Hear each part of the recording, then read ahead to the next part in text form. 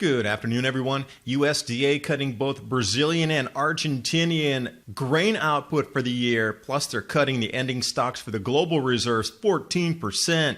You see why China's now exempting U.S. pork and soybeans from any trade duties. Polar pulse, thunder, snow, extremely rare as we dip temperatures in late spring. We saw anomalies with lightning strikes in the North Pole August. And finally, some numbers coming out of the devastating blizzard across grow zones in Canada and United States. Cold means instant stop to the grow season. Soybean harvest, dismal. Corn harvest, barely visible. USDA increases or decreases, laughable. And with the trade wars and the Federal Reserve lowering rates and talks of stock market plunges across the planet growing louder, isn't it time you start to consider gold and silver?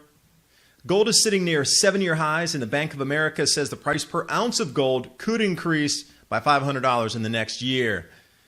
Patriot Gold Group is Consumer Affairs' top-rated gold IRA dealer. At Patriot, you work directly with an owner and avoid paying absurd broker fees. Call today or request a free investment kit below. Mention ADAPT 2030 and get a free 1-ounce silver coin just for answering a 3-minute survey. You must be over 40 years of age.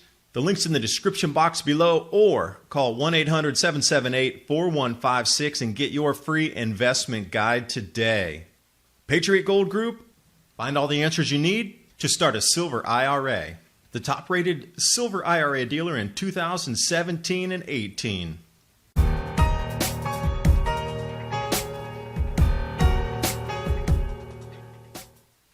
Rosy USDA forecast for Argentina snubbed yet again.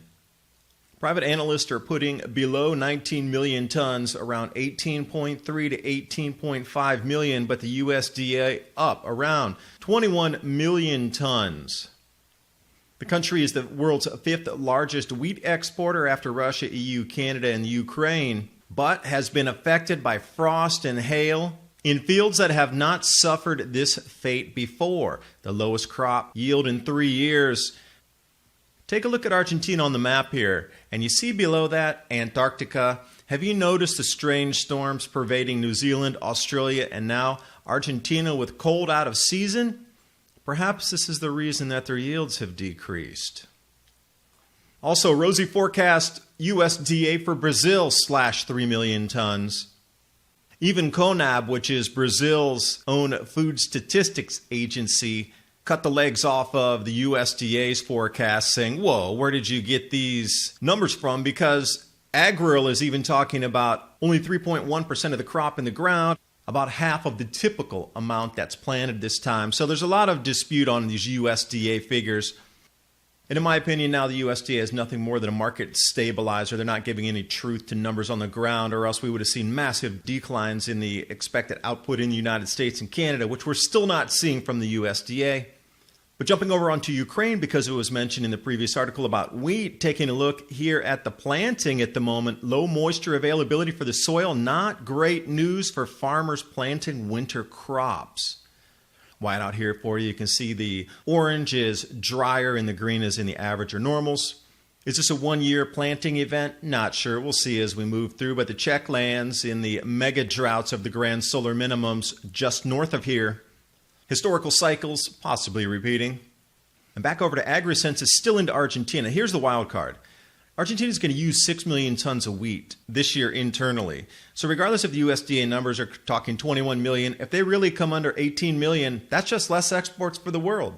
So where are other countries going to get the declines from? You can't print food. It's got to be grown or it's not grown. Countries still are going to use what they use. So whatever's left is what's going to be for sale, and every country seems to be less and less and less this year for sale, meaning prices up, inflation up. And another drop-the-ball forecast from the USDA. Global ending stocks, they have to slash to 4-year lows. But in the beginning of the year, they told it was going to be rosy, highest yields ever, increasing 2% for the global. But wait, how did that just drop? They're talking about just even these storms wiping out another 2% from the U.S. supply, but private forecasters put that at a much, much higher number. And what's so laughable about these USDA forecasts here, how is the United States only declining 4% in grain production when they're looking at a 40% decline in corn alone? 15% at the minimum declines in soybeans, and wheat taking a hit up to 4 to 5%. Yet this whole entire grain output of the United States only going to fall 4%? I don't know where they're getting their numbers from. They forgot a zero on that. Also looking at China, state-run media has put 30% decline in corn production due to the armyworm in the spring and now the outbreak in the fall armyworm. State media is stating 30%, and here we are, USDA, not even 2% loss. Where's the disconnect here between state-run media and China saying they lost way more than the USDA is saying? And I'm not sure how this works because they're showing Brazil at just, what, 0.1% increase? But Brazilian crop forecasting CONAB putting significantly larger losses than that. So there's a huge disconnect between what is being reported through the USDA and what on-the-ground reports are from individual nations. This is laughable, and it's nothing more than a market stabilization mechanism. And we look over here at China, which has been forthcoming about their massive, gargantuan crop losses: corn, wheat, fruit, vegetables, pork as well. China exempting U.S. pork and soybeans from additional trade war duties and also other farm goods. So it comes down to, where is our food coming from? China understands it needs more food for the people. I just looked at an article that CPI was 6-year highs with runaway, nonstop projected inflation on food. And up to now in October, China's food inflation for the year is 50%, 50%. So you can see how this trade war is nothing more than smoke and mirrors, and they're depending on U.S. imports for their food. And speaking of lost crop production, Australia now a net wheat importer. And here we go, unusual weather down there. It's strange and unusual, but the headlines are even more bizarre. Polar pulse in southeast could lead to thunder snow. This is what most of the forecasts are calling for, something called thunder snow, incredibly rare down there. So you have to actually dig further into the article. And once you see the risk of thunder snow, notice how they're afraid to talk about cold. They're tiptoeing around it. A pulse of polar will sweep across Victoria and Tasmania. You mean a pulse of possibly record-breaking cold temperatures in an Antarctic front that should not be there because it is so far into spring that this is unheard of? You mean that pulse of polar? And as they continue through the article here, a cold front will drop temperatures. No, a possible Antarctic all-time record cold front will drop temperatures. But then the next one, it could be record highs. Of course, it's got to be heat. Notice how they do this all through the article. Tiptoe around it. Cold polar air, thunder and hail on the Alps. That's called thunder snow. And look at how the temperatures are going to drop as this front sweeps over Australia the next few days here. Now keep in mind, next week they're going to have another one of these fronts spilling up from the Antarctic. And then finally, way down near the bottom of the article, they get into it. The contrast is so strong, the difference between maximum temperatures in parts of Queensland and Victoria could be as much as 40 degrees. And then even further down, I actually clipped that and put it next to it so you could see the temperatures. On Thursday in western Queensland, temps likely to top out at 39°C. And then they go and they start to say in the Victorian Alps, it'll be freezing or -1°C, 30 degrees Fahrenheit. So that makes a 40-degree difference. If you didn't read all the article, you'd be very confused the way it's worded and paragraphs split, and hoping that you will skim read and get bored as you read through those record heat paragraphs talking about northern Queensland and different parts of Australia before they actually talk about the cold front that was the article's headline. Narrative building at its best. And speaking of unusual polar events, back in August here, this lightning strikes near the North Pole, extremely rare. So it looks like both polar regions are showing extremes and different electrical phenomenon, wind patterns, etc., based on moving jet streams as our magnetosphere weakens. Case in point here, Arctic front in the United States, decimating crops, not destroying, decimating. Freezing temperatures that have stopped the growing for this year on a dime. Circular pattern is one thing, but when we take a look at the actual ground temperatures, 40 degrees Fahrenheit below normal into the freeze, agricultural production growing has ceased. Once it hit that freeze point through a majority of the grow zone, wherever plants were, they ceased growing.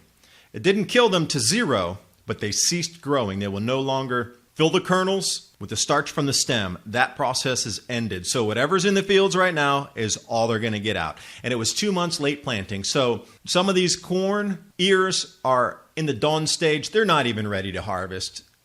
It's going to be animal fodder at best or silage at worst. So USDA is going to have to drastically downgrade their figures. And when we look at places like Denver here as that front swept eastward, these are the coldest temperatures since the late 1800s and the most ferocious temperature drops ever recorded.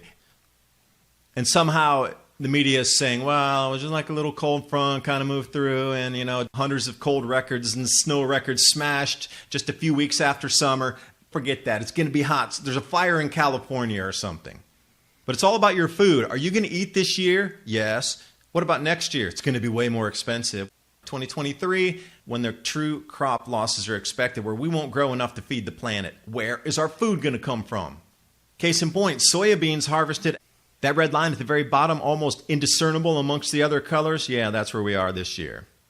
So many acres are under snow from that last blizzard that just passed through.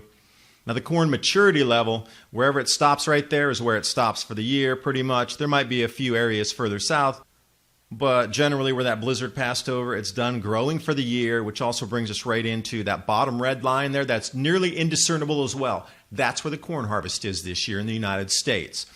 Why is the USDA not telling us this? Why are they putting out these fictitious numbers continuously with no warning to you or the general public about your food prices about to skyrocket? It really baffles me on how this information is being masked in plain sight. And if you want to know where the crop zones are going to continue to go offline, with the forecast out to 2023 and 2028 of what we can expect with food prices, Climate Revolution, the Grand Solar Minimum, the maps are inside there so you can track the crop losses with what was expected based on past cycles through the reconstruction of the Maunder Minimum in the 1640s. Great graphics inside there. The link's in the description box below. Thanks for watching, and I will see you next video.